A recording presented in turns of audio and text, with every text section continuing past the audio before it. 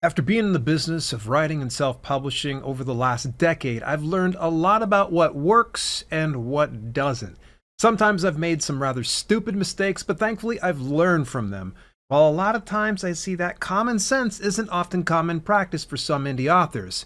Let's discuss 10 mistakes that could kill your self-publishing business, and in no order of importance, let's just dive right on in. Manipulating page reads. All right, so let's back it up here for just a second. What are page reads? If you have an ebook that is enrolled in the KDP Select program through Amazon Kindle Direct Publishing, you get what's called page reads when somebody checks out your book through Kindle Unlimited and reads a page.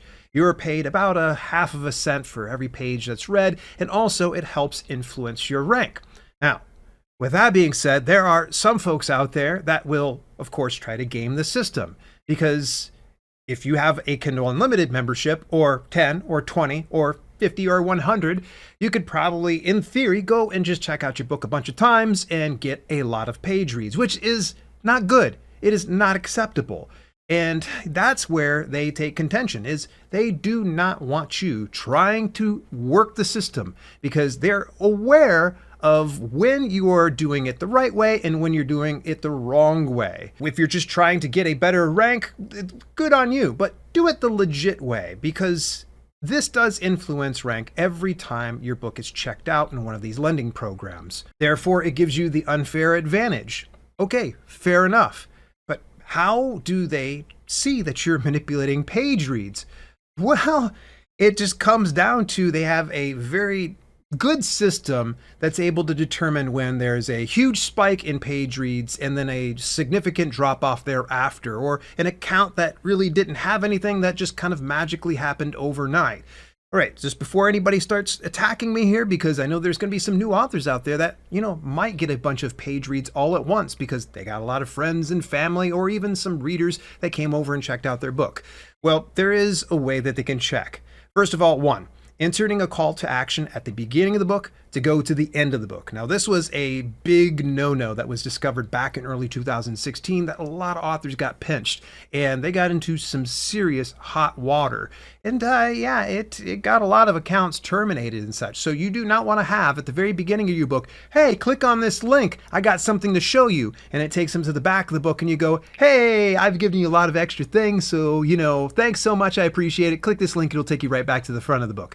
That is a way that you're able to manipulate the page reads, but I will tell you, they're going to be able to see that you're doing something like that. Now, if you're putting, for instance, links to the back of your book, like in a table of contents, that's 100% fine. But it's when you're trying to get them to go to the back of the book, because then it sends out this artificially inflated number when the reader really hasn't read a single page. They just clicked on a link, went to the back of the book. Also, there are ways that you can hire readers to boost your page reads, whether through virtual assistants or sketchy online services.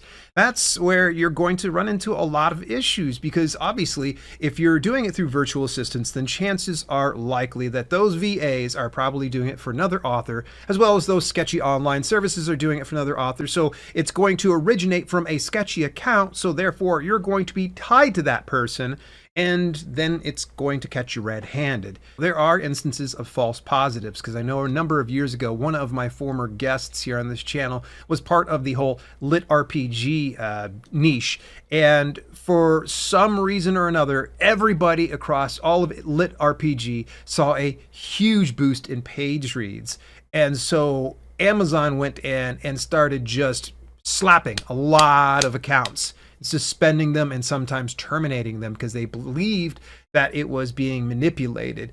They were able to really push back and appeal this. And what the determination came down to, at least a handful of people had shared with me that they believed that there was probably a bad apple in the bunch that was manipulating their page reads. So in order for them not to get caught, they ended up manipulating page reads on multiple books. That way it would just kind of put a smoke screen up. Yeah, it didn't work, to say the least. So the moral of the story is, don't manipulate page reads. Number 9, bonus content above 10%. So quite some time back, and I think this is almost right about the same time of manipulated page reads, maybe a year or two afterwards, where there were a lot of authors that were inflating a smaller ebook by putting a bunch of extra bonus content. We're talking like 3, 4, 10 books. The reason is they will want to load it up as much as possible and quote unquote give value to the reader. Well, the reader's only expecting to read this book and not 50 other books that were attached to it. KDP noticed this issue and they said, hey, everybody out the pool, that's it, that's enough. If you're going to put bonus content, it can't make up more than 10% of the content of your book. So you don't want to have a ton of books that are thrown into a single book. Not to mention, it's just kind of weird, especially if you're already doing like an omnibus or a collection or a compilation of sorts. You might as well just make it a compilation or a collection if you're going to be doing something like that. And also, just a side note, this is not one of the rules here that I was going to share or the mistakes. You don't want to bundle one book more than once. So if you say, for instance, have a series that has 6 books in it and you decide to put together an omnibus, but then later on down the line, that series gets an extra 6 in it. And so you're like, oh, you know what? Let's just go ahead and compile all 12 of them, but I'll leave that first version up. That doesn't work. They don't want you to do something like that. So do not over bundle your books. Number 8, author review swaps. Okay, so this is often a contentious one, and I think there's still people out there doing author review swaps. Let me go ahead and explain the whole situation. Author A and author B get together and they say, hey, I need some reviews. Could you read my book and I'll read yours and we'll go ahead and leave some reviews. Initially, it started out as an innocent enough, process until there were some bad actors that kind of came in there and decided, if we can do it this way, let me just go ahead and hire a bunch of virtual assistants to do it on my behalf. That way I don't need to waste my time reading somebody else's book and leaving a review. But the problem is when you're hiring a virtual assistant, their main goal is not to read a book. It's to just get their job done as efficiently as possible so they can kind of move on to the very next thing. So that is where KDP said, everybody out the pool, that's it, no more. We don't want to see any of this stuff because they consider it biased. If you have a direct conversation with another author, I'm going to leave a review for you. If you leave a review for mine, they consider that biased. And biased reviews are a no-no on the Amazon platform. Yes, this means that you probably shouldn't be asking your friends and family to post a review for your book. Now, can you stop them from doing it? No, but I would say definitely do not encourage anybody that you directly know to leave a review. Because one, first of all, they might lose their reviewing privileges. And two, the review might not even show up altogether. Right, so author review swaps. We know that it's bad. But what is the gray area? Because there is a bit of a gray area, and it's actually come up over the past few years through sites like Pubby or getbooksreviewed.com. These services function as a marketplace where you pay X amount of dollars per month to get access to this marketplace where you put your book in there, where other authors will read that book. And they collect points that they take those points and then they redeem that to get their books reviewed. And it's kind of a, whole circle of life situation. But the nice thing is for places like Pubby or getbooksreviewed.com is there's never a direct relationship. What they do is soon as you have claimed a book to read and review, they will block that other author off from your book. So there's never a direct relationship. This is a gray area. Amazon's never come out and said this is okay, but they haven't been outwardly against it. Now, some people might be wondering, well, you're paying for reviews, isn't that bad? More about that later. Yeah, it would be bad if you were paying for the review, but you're actually paying for access to their marketplace, not for the review itself, since the readers that are leaving the review aren't getting paid for it. In fact, they're actually paying to get access to that. Now, am I the biggest fan of those particular platforms? Not necessarily, but again, it's a gray area. I just don't think that it's the best use of an author's time to spend time reading books that they don't necessarily have interest in order to get their books reviewed. To me, I think there's better ways to leverage your time and your money beyond those. Now, if you're a new author and you're struggling to get reviews, then that's totally fine. Go for it. Get it to where you can at least start off with a good handful of reviews and then hopefully move on. I wouldn't make that part of your normal business practices, especially reviewing books that you're just not interested in reading. Number 7, paid reviews on Amazon. Wow, yep, I was already kind of talking about this, but it's perfect that we go ahead and segue into here. So why are paid reviews on Amazon banned? Well, it's according to their, terms and conditions on their platform. They do not want any reviewers to be financially compensated for leaving reviews. There are a couple of exceptions to this rule. The very first one is going to be editorial reviews, but editorial reviews, like from places like Kirkus or ebook fairs or any number of other places like Reader's Favorite, they don't directly post those on Amazon. Editorial reviews are intended for marketing purposes only. So you would just take a snippet of that and you can put it alongside your book inside the editorial review section in Author Central. So if you don't have your Amazon Author Central profile set up yet, I would highly recommend that you go over to author.amazon.com, claim your author profile, claim the books that are associated with it, and then find that book, and you're going to go ahead and put in just a snippet of the editorial review. Something short. You don't need to do the entire thing, just one, maybe two sentences, the best part of it. And then the other exception to this rule, well, it's not necessarily getting paid reviews necessarily, but giving advanced reader copies to readers. So meaning that you're getting ready to launch your book and you give advanced access to everybody. Now, one could make the argument that they're not having to pay for that ebook, so therefore they're being compensated. And that's a good argument. But this is one of those areas that Amazon is okay with. Any other products on their platform, they get a little persnickety, but for whatever reason, it's still okay for books. Now, some people will make the argument that advanced reader copy teams are sometimes shadow banned. In other words, that you might get, like, say, a ton of advanced reader copies out to, I don't know, say about 100 people. And then those 100 people go in there, there's going to be a good handful of them that don't make it through. They have an automated system that maybe they detect some type of bias and they just remove it. Can you help that? No. Will you get banned for something like that? I doubt it, but I can't promise anything. But for the most part, ARC teams are just fine by them, so long as you aren't paying them to leave the review. Number 6, abusing a trademark or brand name. All right, so this was a number of years ago. I think I was just breaking into YouTube, and an acquaintance of mine actually had published a fitness book about the TRX system. It's suspension training within the gym, and it's a very fancy piece of equipment. It's a lot of fun. By the way, if you ever get the opportunity to look up TRX, they're great. They're in some gyms and such. This gentleman had put together a book about TRX, and I knew that he was working within a gym and he had a special certification with TRX, so I just naively assumed that he had permission to use the TRX name in his book. Yeah. That didn't stay up too long before he ended up getting his account suspended. And they were like, hey, there is a trademark on TRX, so you're going to need proof that you can use this. Well, kind of came back. He's like, I don't have permission. I didn't know this was going to be a problem. And yeah, there was a problem, but thankfully for him, they spared him because he just explained that, hey, he was completely naive to the situation.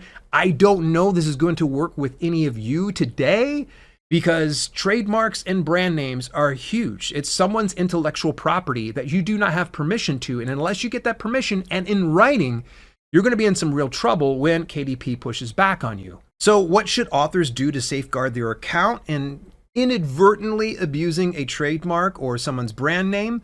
Well, the one thing I would say is double check your title and any keywords you use in your backend through the USPTO.gov. That's the United States Patent and Trademark Office. You can check other trademark associations if you wish to. Is it foolproof? No. But it's certainly a step in the right direction. You want to make sure that any trademark words that are associated to books or any form of publishing are not being used. If it's abandoned and it's no longer available, then you're just fine. It's good to go. Also, the other thing you can do is search for your title through Google and Amazon. Is it going to get pulled up? If so, you may want to reconsider doing the titling. Now, I know there's going to be some viewers going to be like, you can't trademark names. That's not possible. Yeah, there are people that trademark the names of their books. And it's not that I think that this is a great rule by any stretch, but it is a way for somebody to preserve the integrity of the brand that they have built around that trademark. And so you want to be very, very careful on that. And a good, for instance, here is, the For Dummies brand. So it could probably be Self-Publishing for Dummies or Windows 10 for Dummies. For Dummies is a trademark name. You do not want to use that in either your title, any of your metadata. You don't want to put it inside your 7 keywords. You might be able to get away with it doing inside your description, like for the fans of, Self-Publishing for Dummies, you might like this book, but I really wouldn't try that. Tread with caution. Now, should authors trademark their titles? Well, that's debatable. It is a rather expensive and arduous process. So I would recommend only if you have an established brand and you have built something for years around that brand. Think like Coca-Cola or Pepsi-Cola. You're going to want to trademark that. Now, do I think it's a good use of your money? No, but that's completely up to you. But just always double check the titles that you're using and the keywords that you're using, because you will get your account suspended and in some instances terminated. Number 5, plagiarism. I don't even know why I've got to even say this one, but I get some commenters that are baffled that they have had their KDP account terminated for taking an online article and publishing it through Amazon KDP and other platforms. Okay, let me explain what plagiarism is. Someone writes a book. Let's say anyone, like let's say it's my book. Then you go over and you grab all of my book and decide to use it as your own and publish it. That is plagiarism. And there's even smaller instances of plagiarism. It could probably be just taking a paragraph without giving proper credit or asking permission to use that paragraph. Plagiarism, folks, is not good. Do not take something that you have not written yourself or own the copyright to.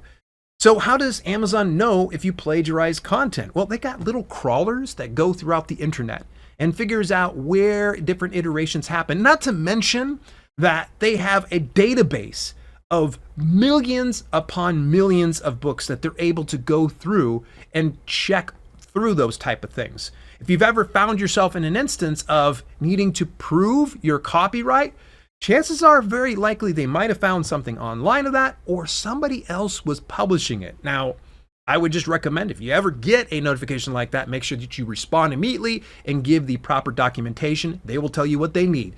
Now, is Amazon's plagiarism detection perfect? No. I'm sure that it has a lot of work to go before it becomes even close to being perfect, because there are a lot of false positives. A lot of accounts get nabbed for using somebody's copyright when it's actually their own. And it's goofy. And I don't even get me started on the whole appeals process with Amazon KDP. It could be better. Actually, it needs to be better. So what should authors do to safeguard their accounts? Check your email and provide proof of copyright when asked.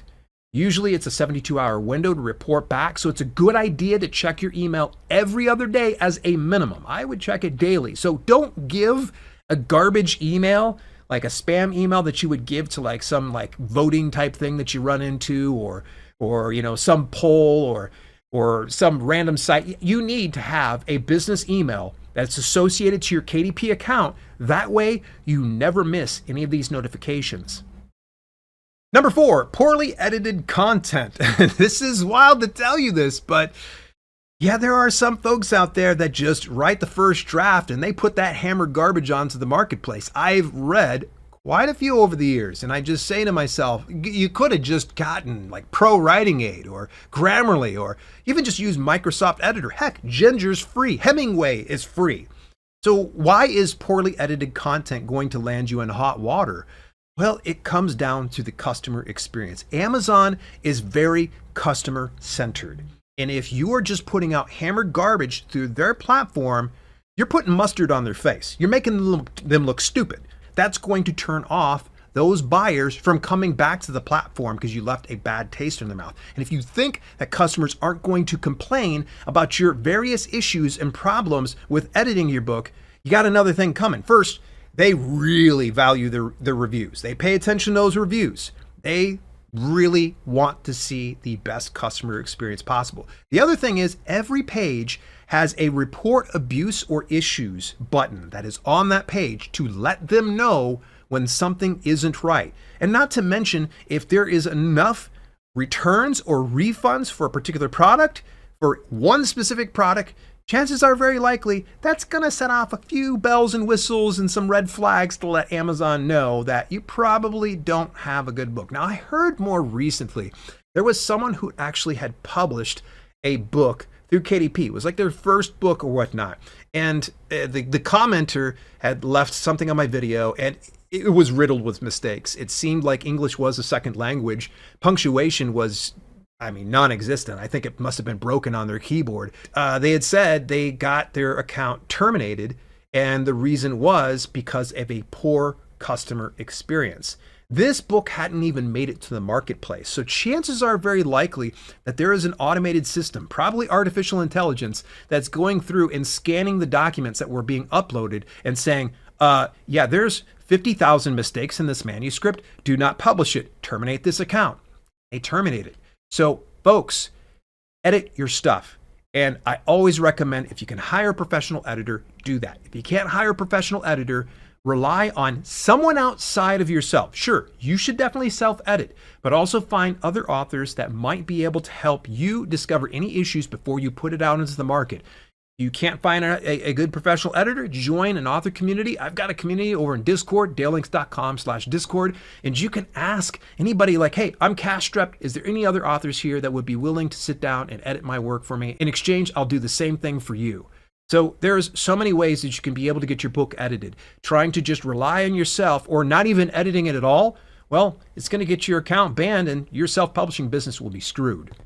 If you want to avoid all the hassle and heartache that I ran into my 10 years of being in this business, then start off strong with my latest publication, Self-Publishing for New Authors. You can grab a copy at every major online retailer when you visit dalelinks.com/new authors. Find out why readers are saying, I've always dreamed of writing my own book, and this book was just so amazing how well it helped lay out what that would look like.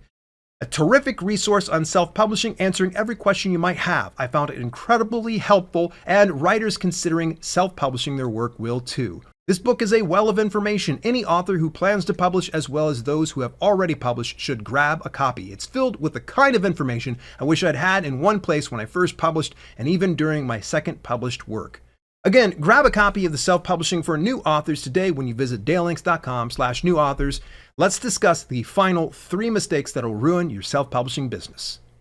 Number 3, non-disclosure of AI usage. Oh man, this was something that I've done this particular topic before, and I'd never had to cover artificial intelligence before. But now, within the last year, platforms like Amazon KDP and Ingram Spark expect account holders to fully disclose the use of generative AI. But how you use it really, it's going to vary if you need to disclose it. So for instance, if you're using something like, say, Pro Writing Aid or Grammarly to grammar check your stuff, that's considered AI assisted. So that is not what they're looking for. What they're specifically looking for is AI generated, meaning that are you having certain passages of your book and the whole book generated by artificial intelligence? They want to know this. It's not an entrapping question. They just want to know this so that way they are aware of what you're putting through their platform. So how will these platforms know if you're using artificial intelligence to generate the book? Well, they've got their automated systems and processes, and obviously they're not fully disclosing how it's being done, but they are determining whether or not something is artificial intelligence. And how they do it, I'm sure one day we'll probably be able to find out, but right now we're not even sure. It's far from perfect right now, but I'm sure it's improving over time. No one should be publishing raw generative AI on any platform.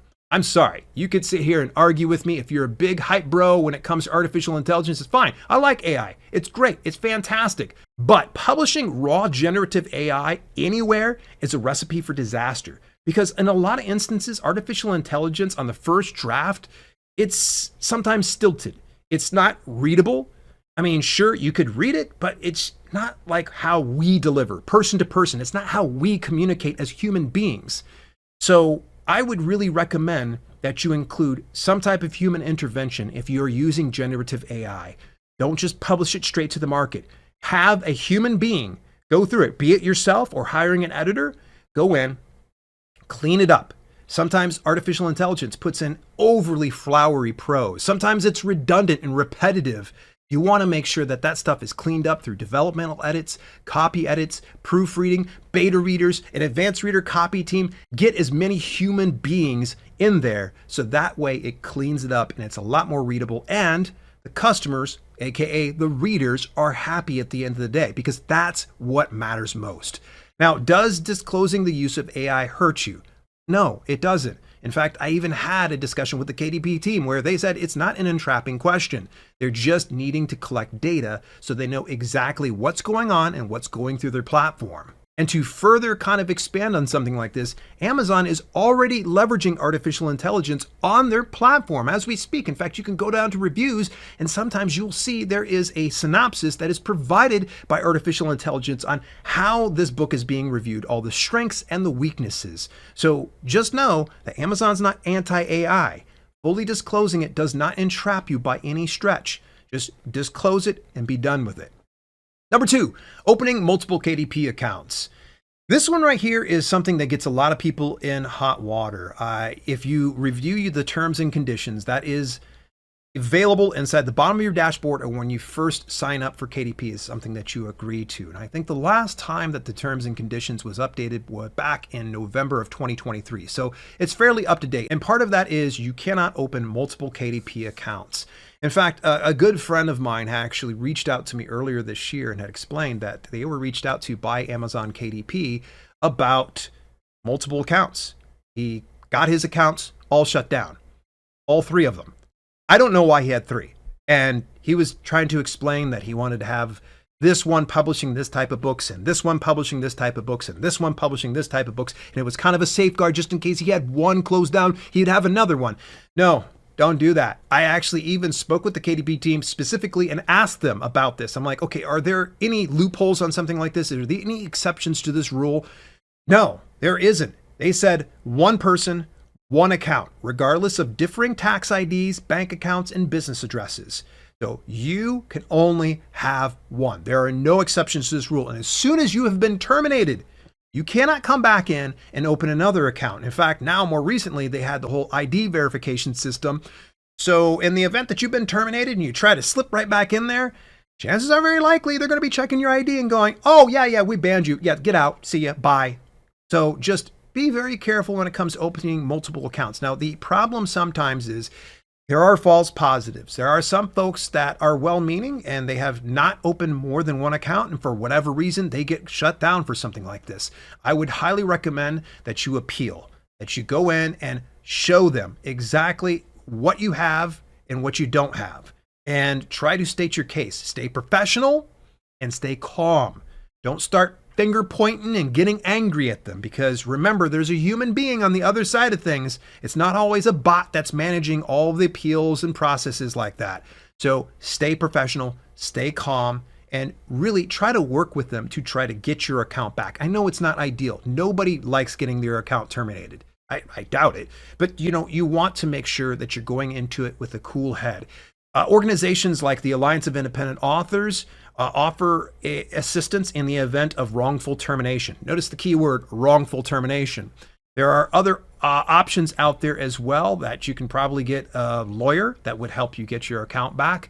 But all that to say this, that if you've got multiple accounts opened up and you get terminated across the board, that's on you. It's inside the terms and conditions. Yes, I know it's filled full of legalese and it's probably dry as the desert.